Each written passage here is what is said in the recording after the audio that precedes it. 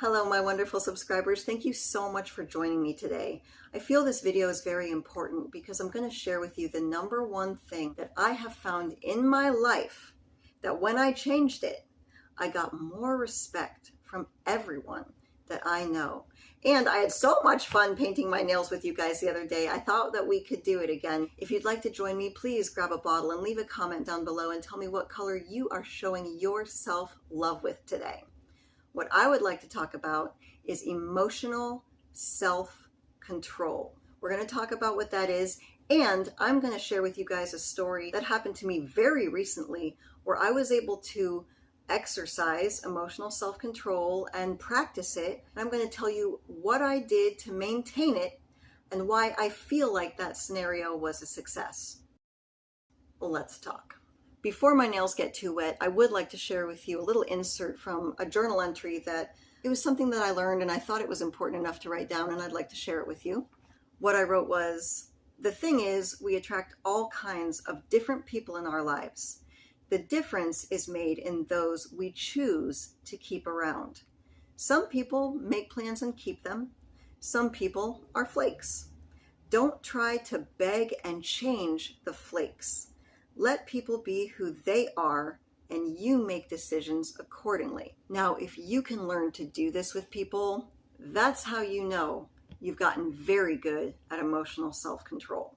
I learned about emotional self-control in 2019, and I wasn't very good at it.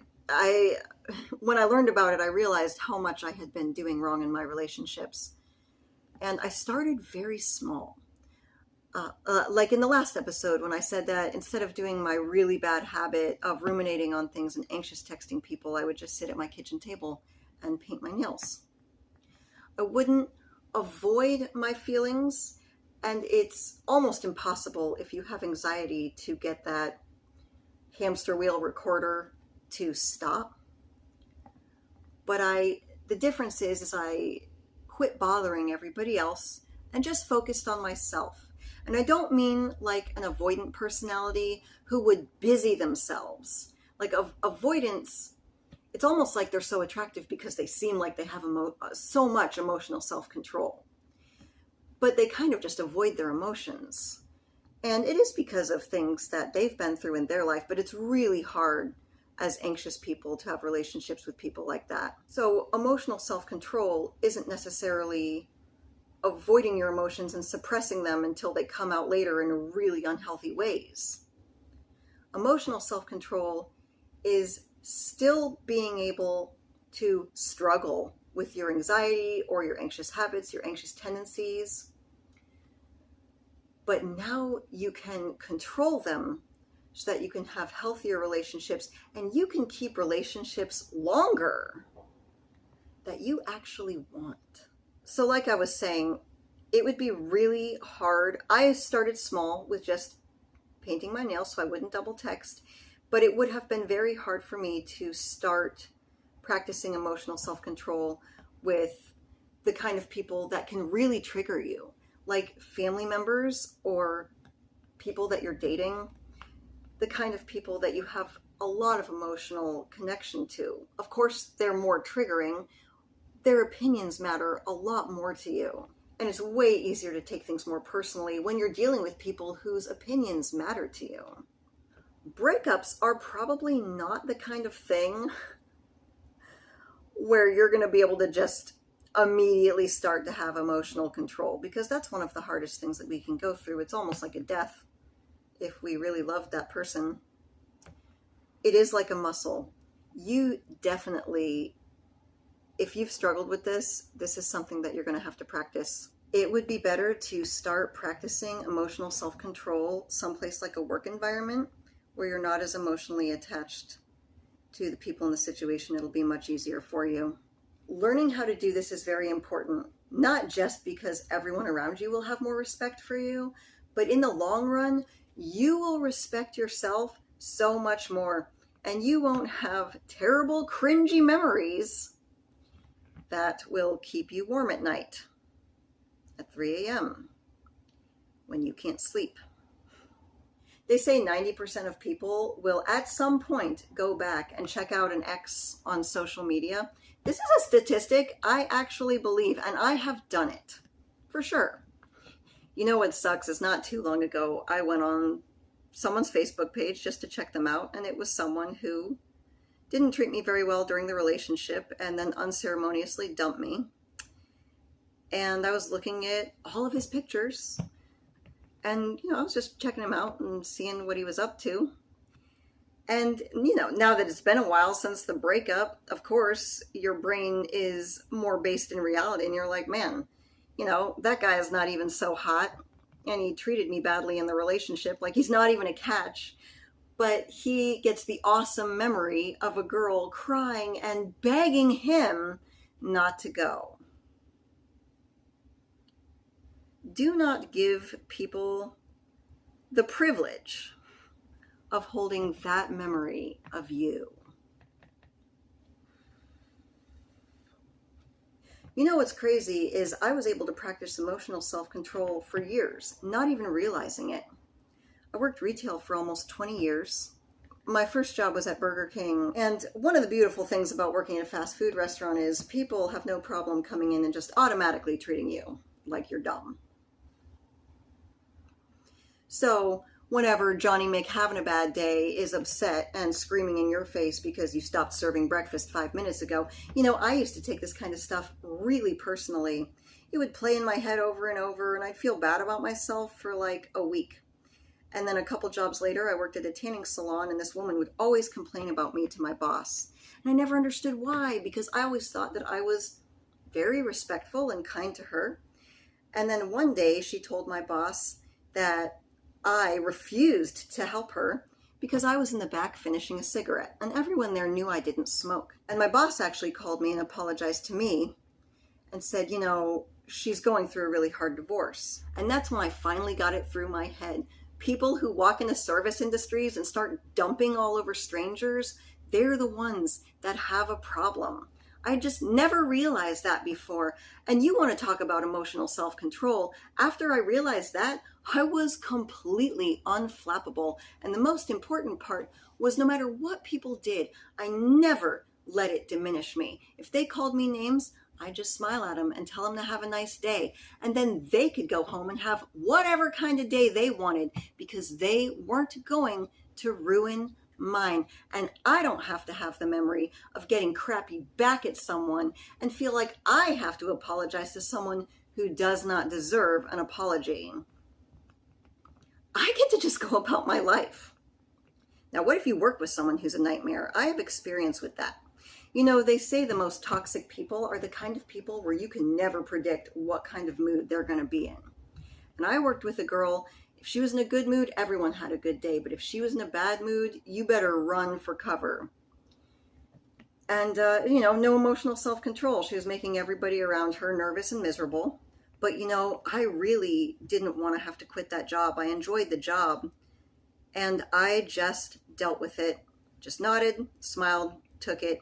And then, of course, I'd let loose on the drive home, but I would never let her behavior diminish mine in the workplace. She ended up getting demoted and then quit. I ended up getting promoted. And do you know, 3 months later, she sent me an apology letter for the way that she had treated me, because she probably remembered herself being crappy to everyone. But you know what she remembered about me? I was always kind to her.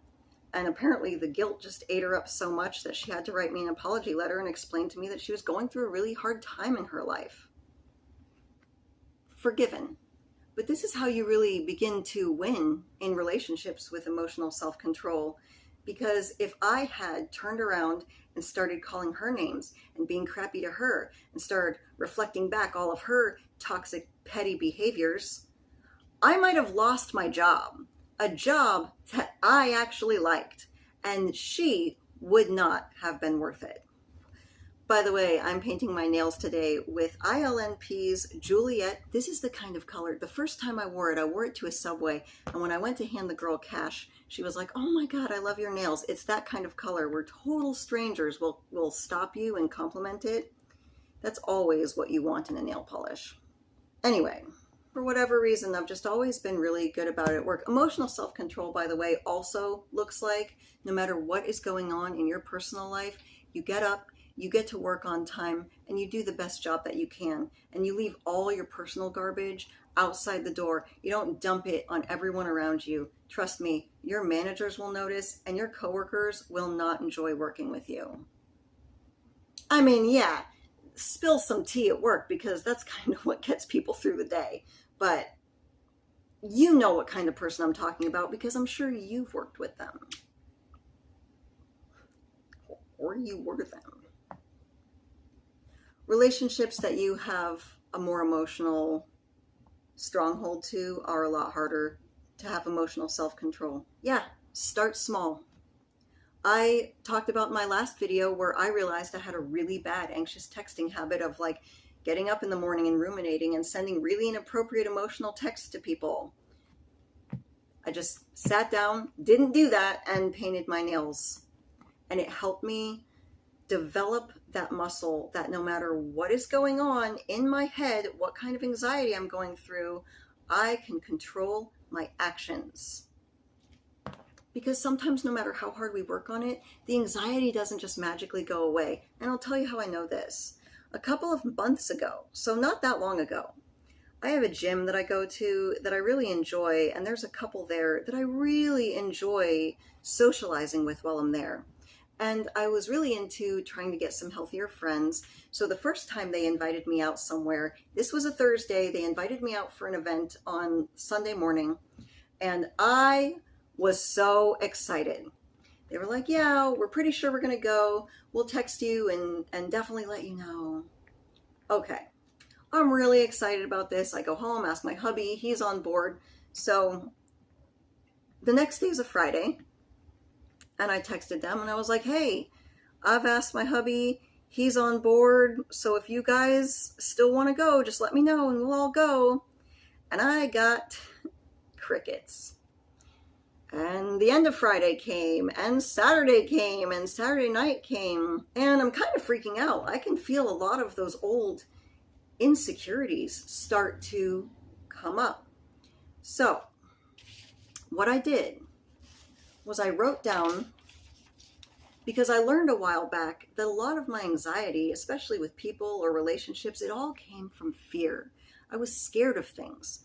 So Saturday, I sat down and I wrote down everything I was scared of. This is what I wrote. I feel like I'm having a panic attack because I have not gotten a text back. I'm scared that I don't matter. I'm scared that I don't exist. I'm scared that I'm going to get hurt. I'm scared that I'm going to keep making the same mistakes with people over and over and over. I'm scared that I'm all alone. I'm scared that this is all in my head. I'm scared that I'm an old fool. Now, when I, a minute later, went back and read what I had wrote, I immediately realized that these claims I'm making on myself are completely outlandish, unfounded, and this is just, I could really tell how much this was just overblown negative anxiety that didn't have any basis on reality. And that really helped me see everything for what it was. It did help calm me down. I got on with the rest of my weekend. So Sunday night, I got a text from these people and they're like, oh yeah, obviously we didn't go. Hope you had a great weekend. See you at the gym. Now, yes, what they did was extremely rude, but it's not necessarily something that warrants completely cutting people out of your life. I didn't really know them that well, but they were showing me who they were as far as the kind of habits that they have. It would be very hard for me to cultivate a relationship outside of the gym with someone like this because I do have anxiety, and I don't believe that we should just continuously expose ourselves to people whose actions trigger us. That is not healthy. Okay, so because I am kind of a nerd, I like to see progress. Really, that's what this is all about. So I actually compared and contrast what I did that weekend compared to what I would have done in the past. In the past, I would have spent money, I would have gotten very excited, and even though we hadn't solidified the plans, I would have lost emotional self-control and impulsively spent money on clothing for the event. I would have started to get pushy over the text messages. I would have started double texting. I would have, after they texted me that Sunday night, I would have gotten a little like, hey, next time, very preachy and telling them why they hurt my feelings. And then I would have let it ruin my entire week. And instead of doing all that, I did not go out and spend any money on clothing. I drew a boundary and said, no, I don't know if we're actually going, so I'm going to use whatever's in my closet. I'm not going to spend money. I did not text. These people told me they were going to text me, and I gave them the opportunity to show me who they are. And then after they texted me, I acted like it was fine. It's no big deal. And I decided not to give inconsiderate people power over my week. I had a crappy day and I forgot about it. Don't let the inconsiderations of other people ruin your good time. Now, some people might say, yeah, but what they did was really rude. Yes, it was.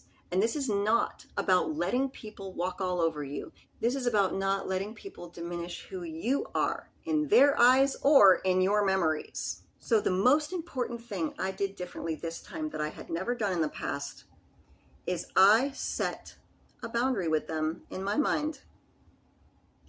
I said, okay, the next time they invite me to do something, which I hope they do, we're still friends. I'm going to say, okay, go ahead and figure out your schedule. Let me know if you can. If I don't hear from you by Saturday, I'm going to go ahead and make other plans. But if you can go, let me know. And I think it'd be a lot of fun. And I'm not going to bring up the past. And I'm not going to get salty and butthurt about it. And just imagine kind of how crazy that would look if 6 months from now they invited me to go do something. And the first thing I did was bring up something I was still holding a grudge about 6 months in the past when I had already told them it's fine, no problem. Yeah, there's your fast track to being the crazy lady at the gym. And you know what's the funniest thing of all? Because they are still my friends and I've gotten to know them better, they do this to everybody. There was no personal slight on me. You can't take things so personally. People are the way that they are. And a lot of times, if someone really comes at you criticizing you, you have to learn that it is completely a reflection on what they are feeling on the inside. And if you really think about people in the past who've sort of come at you unprecedented with a criticism, think about maybe something they're feeling a little insecure about. Maybe it's the same kind of thing. Have you ever noticed that people often bitch about things in other people and you're listening to them and you're like, yeah, but you kind of do that all the time too. Really, you'll start to put these things together. You'll start to be less offended by what people do. You'll stop taking it so personally because you'll finally realize 9 times out of 10, it's not personal. And that's what will really start to help you hold emotional self-control. And I get to keep going to that gym and enjoying my relationship with my boundaries with the people that I enjoy socializing with. Practice emotional self-control at work and on people who are acquaintances that you don't have too many triggers to, and you will get stronger and stronger and stronger. Thank you so much for doing my nails with me today. I've really been enjoying this, and I hope that you are getting value out of these videos. If you are, please subscribe and hit the notification bell so you can be notified when the next video comes, which I'm guessing is going to be pretty soon, because if you haven't figured it out by now, I'm a bit of a nail polish freak. My name is Maria Adriana. You did not have to live my life, but I certainly hope you can learn something from it.